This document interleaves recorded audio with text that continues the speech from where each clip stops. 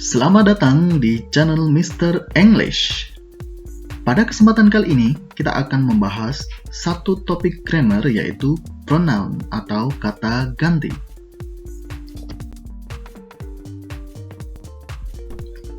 Pronoun atau kata ganti memiliki nama lain replacing words karena fungsinya untuk menggantikan noun atau kata benda. Ada 6 jenis pronoun yang perlu kita kenali.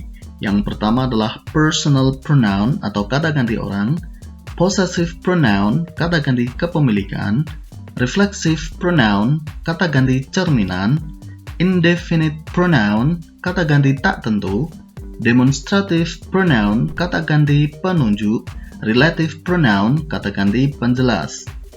Untuk personal pronoun, kita memiliki dua jenis. Yang pertama adalah personal pronoun yang berfungsi sebagai subjek, kemudian yang kedua sebagai objek. Personal pronoun ini adalah kata ganti orang, termasuk kata ganti yang sifatnya sangat basic sekali dan sering kita pakai dalam sebuah kalimat karena biasanya setiap kalimat memiliki personal pronoun ini, yaitu untuk subjeknya I, you, they, we, he, she, it. Kemudian objeknya me, you, them, us, him, her, it. Di mana I atau me artinya aku, you, kamu, they atau them, mereka, we, us, kita, he, him, dia, she, her, dia, untuk yang perempuan, yang he tadi sama him adalah untuk laki-laki, kemudian it itu artinya itu.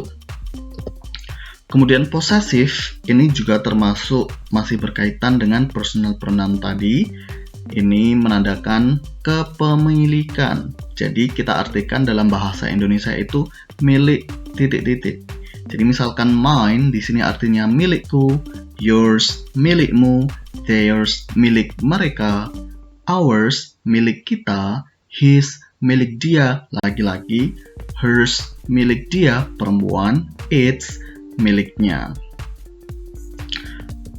Dan fungsinya sebagai objek. Dan perlu diketahui juga bahwa possessive ini sebenarnya tidak hanya possessive pronoun, tapi kita juga memiliki possessive adjective.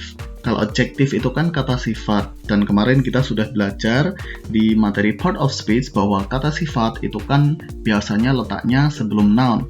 Maka di sini juga seperti itu. Kalau untuk possessive adjective ini, itu adalah kata yang diletakkan sebelum noun. Misalkan my pencil, your dream, their friends, bla bla bla. Seperti itu. Jadi kata my, your, their, our, his, her, its itu juga termasuk kata possessive. Tetapi possessive di sini bukan possessive pronoun tetapi possessive adjective. Dan ini sebenarnya tidak masuk dalam kategori pronoun ya, tetapi perlu disampaikan supaya nanti tidak ada kebingungan. Ini hanya untuk pengetahuan tambahan saja. Kemudian ada reflexive pronoun, yaitu kata ganti cerminan yang fungsinya atau sifatnya itu untuk menguatkan noun atau pronoun. Jadi ini kalau diterjemahkan dalam bahasa Indonesia itu merupakan akhir-akhiran yang artinya sendiri. Contohnya myself, diriku sendiri, yourself, dirimu sendiri, themselves, diri mereka sendiri, ourselves, himself, herself, itself, itu juga artinya seperti itu. Kemudian kita mengenal yang namanya indefinite pronoun, yaitu kata ganti tak tentu. Karena ini adalah kata ganti tak tentu, maka dia merujuk ke seseorang yang sifatnya tidak spesifik. Contohnya adalah someone, somebody, artinya seseorang, anyone, anybody, siapapun, nobody, no one, tak seorang pun, everyone, everybody, setiap orang. Jadi dari arti kata-kata ini kita bisa menyimpulkan bahwa mereka itu tidak spesifik menuju kepada siapa. Dan penggunaan katanya itu bisa sebagai subjek dan juga sebagai objek. Jadi mereka bisa sebagai pelaku maupun seseorang yang dikenai perilaku. Kemudian kita mengenal demonstrative pronoun. Ada 4 jenisnya, yaitu this, that, this, sama those. Ini adalah kata ganti penunjuk. Misalkan this, ini artinya adalah ini, bentuknya singular. That, itu bentuknya singular atau single. satu, kemudian this sama those ini bersifat plural atau bersifat banyak. Dan this, that, this, those ini bisa berfungsi sebagai subjek maupun sebagai objek tergantung penggunaannya dalam kalimat. Yang terakhir adalah relative pronoun atau kata ganti penjelas. Kata ganti penjelas ini menghubungkan klausa, yaitu that, who, whom, what, whose, which, when, where, why, sama how. Jadi kita sudah terbiasa menggunakan kata WH question dari who sampai how ini untuk awalan sebuah kalimat pertanyaan, tetapi kita juga bisa menggunakan kata-kata tersebut sebagai klausa atau sebagai penghubung klausa, bukan sebagai klausa tapi sebagai penghubung klausa yang menghubungkan antara klausa pertama sama klausa berikutnya. Dan masing-masing kata ini mewakili sesuatu ya. Contohnya di sini ada that dulu, itu untuk menunjukkan untuk sebagai penghubung orang atau benda. Kemudian who di sini juga menghubungkan orang, tetapi orang yang dimaksud adalah sebagai subjek. Kemudian whom di sini untuk orang, tetapi sebagai objek. What, benda, karena artinya apa kan. Kemudian whose ini milik, untuk kata ganti orang tetapi refernya ke milik. Kemudian which itu benda, when itu untuk waktu, where tempat, why alasan, how itu cara. Nah, itu tadi adalah penjelasan untuk 6 jenis pronoun. Dan sekarang kita akan mencoba menerapkan ke-6 jenis pronoun ini dalam kalimat. Nah, di sini sudah dipersiapkan ada sebuah paragraf yang lumayan panjang dan kita akan menganalisa ada berapa pronoun yang muncul di paragraf ini. Namun, sebelum kita cari, saya akan mencoba menerjemahkannya dulu ke dalam bahasa Indonesia supaya semua yang menyimak video ini memahami. Oke, kita terjemahkan dulu ya. Lina dan teman-temannya suka pergi ke Taman Kota Bandung. Tempat yang memiliki banyak koleksi bunga bervariasi ini juga terkenal akan banyaknya kupu-kupu yang berterbangan di taman-taman bunga. Bunga-bunga di sana cantik-cantik, sehingga setiap orang menyukainya. Namun, meskipun taman ini paling terkenal akan mawar putihnya, favorit dari Lina dan kawan-kawan adalah bunga mataharinya. Well, aku sendiri sangat ingin sekali mengunjunginya suatu saat nanti, karena aku suka bunga-bunga juga.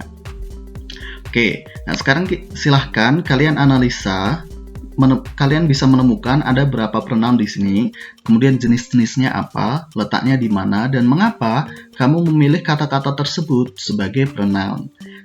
Saya akan memberikan waktu, yaitu 10 detik untuk kalian memikirkan. Setelah itu nanti akan kita diskusikan.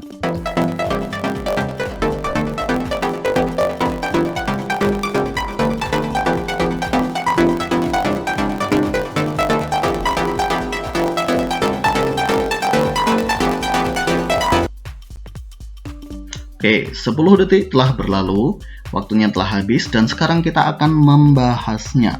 Kita akan membahas dari kalimat pertama. Lina and her friends like to go to Bandung City Garden. Oke, apakah kamu menemukan pronoun di sini? Pronoun yang mana? Lina bukan, and her friends bukan, like to go to Bandung bukan, City Garden bukan. Oke, jadi kalimat pertama kita tidak menemui yang namanya pronoun. Kata her di sini juga berhubungan dengan possessive ya, seperti yang dijelaskan tadi. Tapi her friends, karena her di sini letaknya sebelum noun, maka her di sini bukan possessive pronoun, tetapi adjective pronoun, jadi tidak masuk. Kalimat kedua, this spot, which has plenty collection of various flowers, is also popular for having so many butterflies flying around. Nah, di sini ada yang mana? Yap, yang pertama adalah kata this, dan sebagaimana yang sudah tertulis di atas dan juga ini sudah ditandai dengan kotakan warna biru, this ini adalah demonstratif atau kata penunjuk. Apa sih yang ditunjuk oleh kata this ini? Yaitu kata setelahnya, spot. This spot, this adalah kata petunjuk untuk kata spot. Kata yang kedua adalah which. Which ini adalah termasuk dari relative pronoun. seperti yang sudah tertulis di paling pojokan, which ini untuk menyatakan atau sebagai penjelas dari benda. Bendanya apa? Yaitu spot juga. Kemudian kita lanjutkan ke kalimat selanjutnya, karena setelah di kalimat kedua tidak ada kata lain. Di kalimat ketiga yaitu the flowers are beautiful, so everyone loves them all. Itu ada satu kata yaitu everyone. Everyone di sini adalah indefinite atau kata ganti tak tertentu, karena everyone ini kan artinya setiap orang, jadi tidak tertentu kepada siapa. Kemudian kita juga menemukan lagi kata them. Them di sini adalah personal atau kata ganti orang yang berfungsi atau menempati posisi objek, bukan subjek ya. Kalau subjek itu adalah they. Kita lanjutkan. However, while it is most well known for its white roses, theirs are the sunflowers instead. Apakah kamu juga menemukan pronoun di sini? Yes, kamu menemukan. Yang pertama adalah kata it. It di sini adalah juga personal pronoun, cuman kata gantinya ini menempati posisi subjek. Kemudian kita menemukan kata theirs. Theirs di sini adalah possessive pronoun. Oke, kata theirs. Kemudian kita menemukan selanjutnya adalah di kalimat terakhir yaitu I. I di sini sebagai personal pronoun, kata ganti orang sebagai posisi subjek karena sebelum kata kerja. Dan setelah itu kita juga menemukan kata myself, ini adalah reflexive pronoun. Ini untuk menguatkan kata I, menekankan diriku sendiri, seperti itu ya. Dan kita juga menemukan kata I lagi, dan I di sini juga dalam posisi sebagai subjek karena sebelum kata love atau kata kerja. Jadi total kita menemukan berapa kata? 1, 2, 3, 4, 5, 6, 7, 8, 9. Ada 9 pronoun yang kita temukan pada paragraf ini. Ada berapa tebakanmu yang benar? Kalau misalkan belum, berarti harus ditingkatkan lagi latihannya. Nah, untuk itu setelah ini kita akan berlatih.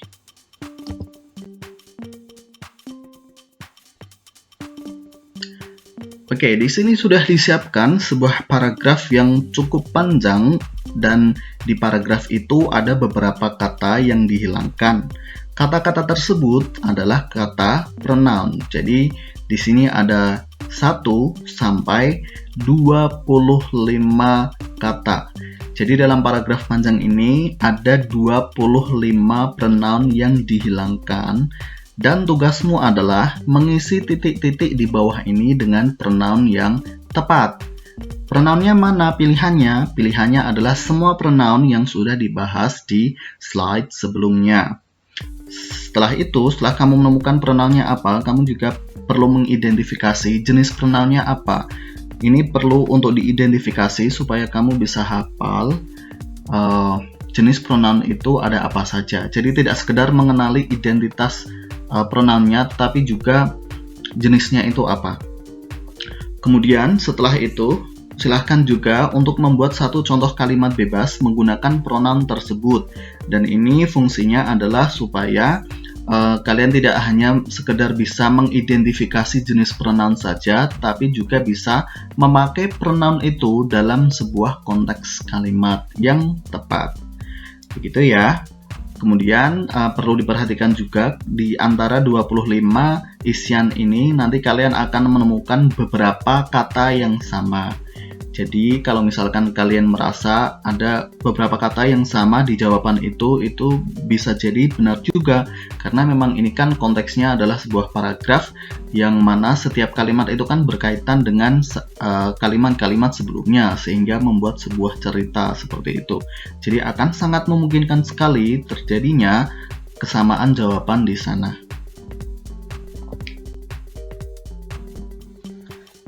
Terima kasih telah menyimak materi pronoun pada kesempatan hari ini. Silahkan share jawabanmu, pendapatmu, atau pertanyaan-pertanyaanmu di kolom komentar. Terima kasih.